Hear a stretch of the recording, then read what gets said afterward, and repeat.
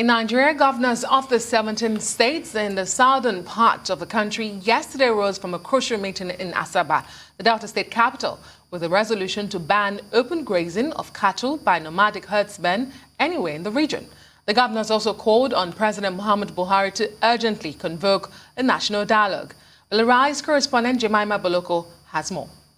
The rising insecurity across Nigeria and calls by groups, especially in the south, for a division of the country has got the 17 southern governors meeting in Asaba, the Delta State capital. The governors, after deliberating on topical issues facing the country, resolved that Nigeria remains indivisible while restating their ban on open grazing by herdsmen to reduce insecurity. Consequently, the meeting resolved that open grazing of cattle be banned across southern Nigeria. 3. The meeting noted that development and population growth has put pressure on available land and increased the prospect of conflict between migrant herders and local population in the south. Given this scenario, it becomes imperative to enforce the ban on open grazing in the south, including cattle movement to south by foot.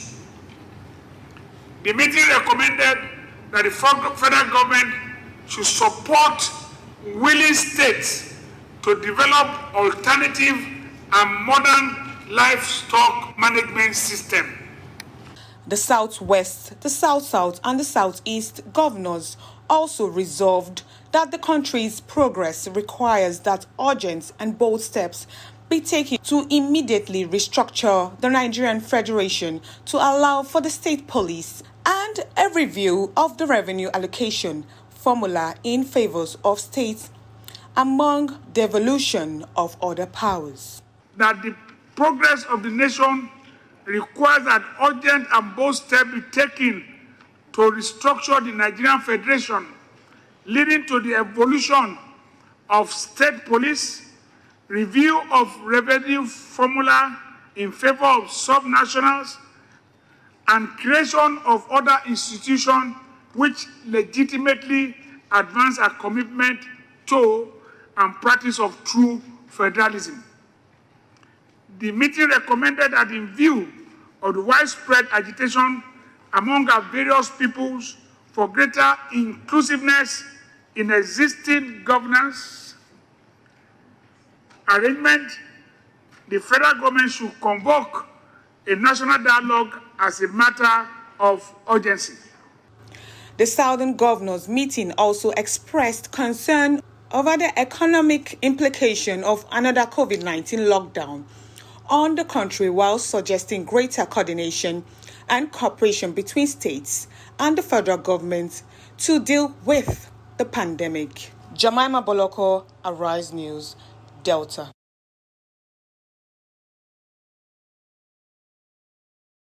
Now for more on this new development, Charles Aniagwu, Commissioner for Information, Delta State, joins us now.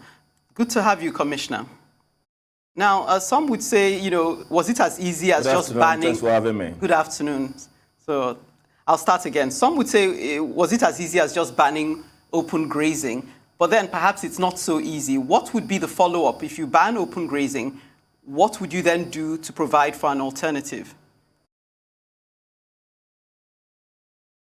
Well, let me first appreciate Arise and, of course, other media houses that has helped us to push through the communique of the governors at what I now call the Asaba Accord, where the governors, for at least, have come together to agree, irrespective of their political divide in certain part of the country, on the need to save our country. The decision may tend to suggest that they are interested in what happened in southern Nigeria. That's far from the truth. What the governors are interested in is for us to have a country that will not degenerate to anarchy or progress further in the wrong direction and possibly head into the precipice. And so, coming to your question, it's not just about banning open grazing.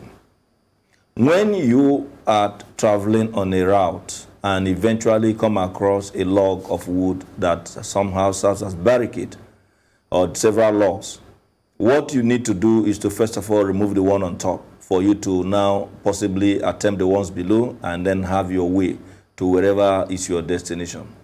The governors have looked at the issues of insecurity and the number of persons that are killed on account of the activities of marauding armed herdsmen. And the only way to correct that, since we are not in a position to arm our people or to suggest that they can afford to retaliate, is to tackle the root cause so that nobody now can go to the bush and begin to inhabit our forest under the pretense of herding any cattle or any flock for that matter. So banning that open grazing means that yes, you can bring in your cattle, but your cattle will not have to come by road, transported by a vehicle, go to the market where you want to sell it, or to the butcher where it has to be slaughtered, or possibly for those who are interested in setting up a ranch, from wherever you may have acquired or purchased the ones you want to put into the ranch, you bring it straight. It's not supposed to be seen on the streets. And why we have to do that is because the governors believe that the state of insecurity is no longer tolerable. And that if everybody keeps quiet, we would have ended up allowing everybody to be slaughtered. There's a lot of danger as we speak today to our farmlands and farming, which is now serving as a threat in terms of food production. And so if you just keep quiet and fold your hands and allow that to continue, hunger will also set in. And imagine additional hunger to where we are today. That will be quite dangerous. And that is the more reason why the governors have risen in unison, patriotically, to take a look at these issues, all with a view to helping the Nigerian nation retrace its steps, and then, of course, have a better country where all of us can sit together. But speaking strictly to the issues, whether it's just about as simple as that, no. The different states that have not had cause to enact law that will regulate the concept of this ban will now proceed through the House of Assembly to enact a law, so that if anybody is caught, you will now be charged to court based on the laws that you have contravened. And that law will be the laws that are made by the different states' houses of assembly, because as a region, the Constitution does not empower you to make your own laws because you do not have a regional house of assembly. What you have is a different states' houses of assembly. Since the National Assembly, as it were, has not been able to take that stance, it became necessary for our governors to rise far beyond party affiliations and ethnocentric consideration, and of course regional consideration, to take a look at issues that will save the interest, the life of our people and the economy of our people. Yeah. And so that's where we are at the moment. And by the grace of God, we are convinced that our leaders, in this case the governors, are very much determined to see through the resolutions that they have passed in the Asaba Accord. Okay, let's look at some of the other recommendations from that meeting. The call for restructuring. What does restructuring mean to the southern governors? Is it just about having control over the police or having control over resources? The governors were quite convinced that there is a need for Nigeria as a country and Nigerians to indeed return to the discussion table, to take a look at issues of our relationship. The first point in the communique is that the governors do agree that they believe in the oneness of Nigeria, but that it should be a Nigeria that is built on equity, fairness, and justice. And that for us to discuss, we need to be able to discuss those things that will promote these three items of fairness, equity, and justice. And they also went further to advise the president that the feeling is very, very palpable, where a cross-section of, or the larger part of our security apparatus is controlled largely by persons from certain ethnic groups or religious groups, does not in any way give strength to the provisions of Section 14 of the Constitution.